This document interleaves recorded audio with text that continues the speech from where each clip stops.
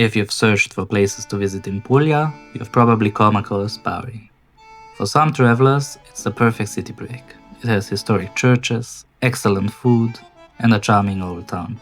But for others, Bari is simply where you land before heading straight to somewhere else, like the iconic city of Alberobello, the dramatic coastline of Polignano a Mare, or the amazing Matera. So, which is it? Is Bari a destination in its own right?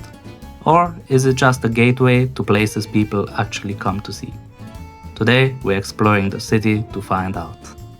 Our journey begins on Via Sparano, Bari's main shopping street. Lined with elegant buildings, cafes and boutiques, it's a reminder that Bari is not just a historic city, but also the economic heart of Puglia. While there isn't much sightseeing to do here, it offers an interesting first impression and a glimpse into the more modern side of Bari before we head towards the city's historic center. Just a short walk away lies one of the most beautiful areas, the Bari waterfront, or Molo. Stretching along the Adriatic Sea, the Lungomare is one of the longest seafront promenades in Italy. Built largely during the early 20th century, it reflects a period when Bari was rapidly expanding and modernizing. Today, locals come here to meet friends or simply enjoy the sea breeze. Standing out along the waterfront is one of the city's most recognizable landmarks, Teatro Margherita. Built between 1912 and 1914, the theater is unique because it stands directly above the water on concrete pillars. At the time, Bari already had another theater within the city walls, and regulations prevented a second one from being built on the land. The solution was simple but unusual: build it over the sea. Although today it no longer serves as a traditional theater, the building remains one of Bari's most photographed landmarks. From here, it's time to enter the place where Bari's story truly comes alive, Bari Vecchia, the Old Town.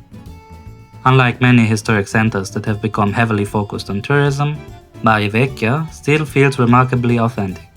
Behind the walls, you can still see people going about their daily lives. Getting lost here is almost inevitable, but that's part of the experience. And one of the most famous streets in the Old Town is known as the street of Orecchiette. For decades, local women have sat outside their homes making fresh pasta by hand, creating one of Bari's most iconic images. Orecchiette, meaning little ears, is the pasta shape most closely associated with Puglia and Bari, of course. However, in recent years, the street has also attracted some controversy.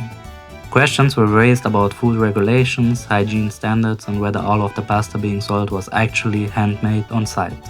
While I certainly wouldn't discourage you from buying pasta here, it's worth taking a moment to look at who you're buying from, as some vendors have built a strong reputation over many years, while others may be less transparent about how their products are being made. Continuing through the Old Town brings us to one of Bari's most important landmarks, the Basilica of Saint Nicholas. Built between 1087 and 1197, the church was constructed to house the relics of Saint Nicholas, after sailors from Bari brought them here from Myra in present-day Turkey. This event transformed Bari into one of the most important pilgrimage sites on the Mediterranean, as Saint Nicholas, whose life later inspired the legend of Santa Claus, remains one of Christianity's most widely venerated saints. And what makes this basilica particularly fascinating is its importance to both Catholics and Orthodox Christians, as even today pilgrims from across Europe and beyond visit the crypt below the church, making it one of the rare places where Eastern and Western Christian traditions continue to meet.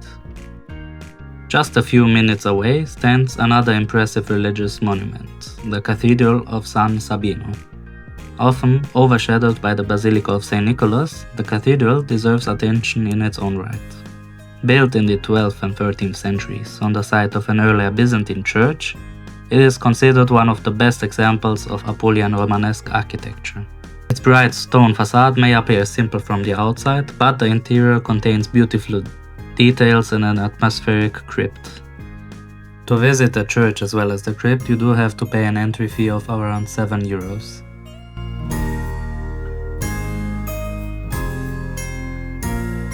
Standing near the edge of the old town is Castello Svevo, one of Bari's most imposing landmarks. The original Norman fortress was built in the 12th century, but after suffering significant damage, it was rebuilt by the Holy Roman Emperor Frederick II in 1233. Over the centuries, the castle served many roles: military fortress, noble residence, defensive stronghold, as well as prison. What I really liked about the castle is its interactive map, where you can learn more about Bari itself, as well as the history of the castle and the city.